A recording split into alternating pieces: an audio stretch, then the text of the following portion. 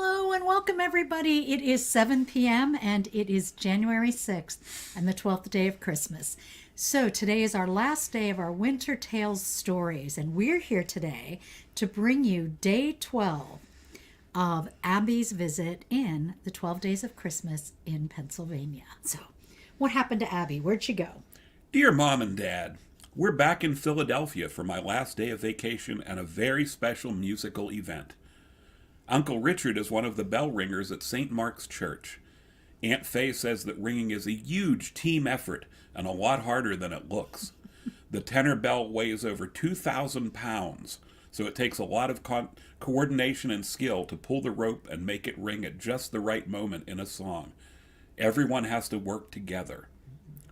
The smaller bells have a higher pitch, the larger ones a deeper sound. Each one is attached to a rope that has a brightly colored sally. That's colored wool woven into the rope so you know exactly where to grab it.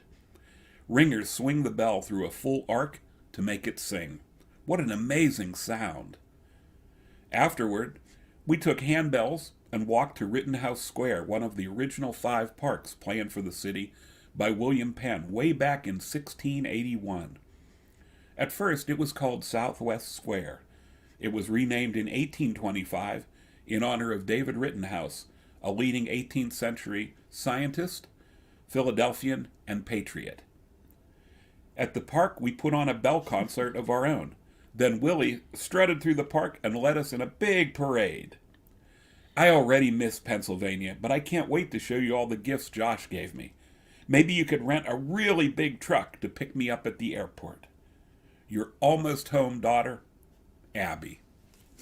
So, on the 12th day of Christmas, my cousin gave to me 12 handbell ringers, 11 tubes a zooming, 10 deer a leaping, 9 sailors swabbing, 8 birds a singing, 7 spooky spirits, 6 bumping buggies, 5 golden stars, 4 ringing rocks, 3 milk cows, 2 whoopie pies, and a partridge in a hemlock tree. And that was Abby's Adventures in the 12 Days of Christmas in Pennsylvania, written by Martha Peasley Levine and illustrated by Rachel Doherty.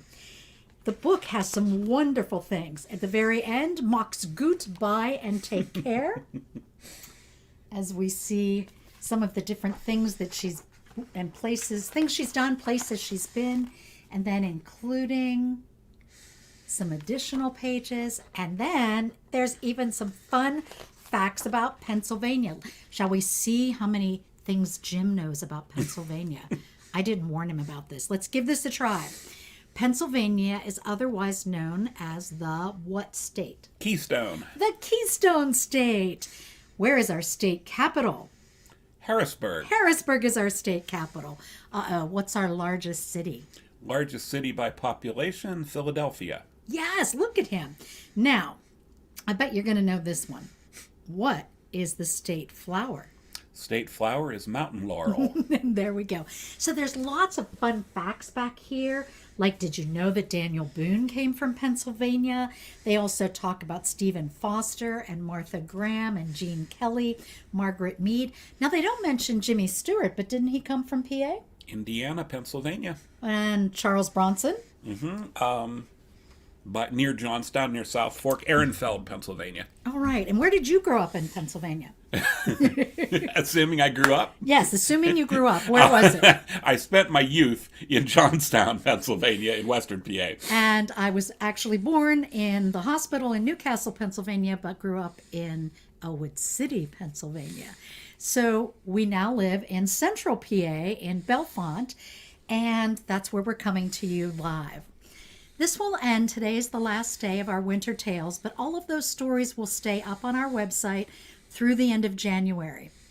Also in January, we'll begin to celebrate Martin Luther King Day and a number of other things like the National Celebration of Life, like why is life so much fun, and how much joy can we get out of it, and how can we do some self-care, which might be, kicking your husband out of the frame and things like that. It's also the International Creativity Month, so we'll be doing some arts and crafts as well as continuing our reading stories. What do I win for getting my trivia questions right? Your trivia questions right? You get to have dinner tonight, okay? We'll be coming up next. The Last Stop on Market Street, Matt de la Peña's piece. We also have Jane Yolen's Owl Moon. And I'm really hoping that our special guest from Texas, Francine Parr, will read Owl Moon for us. This is one of her favorite books too. And then we'll be doing an entire series of workshops and readings with the book Winter Cake.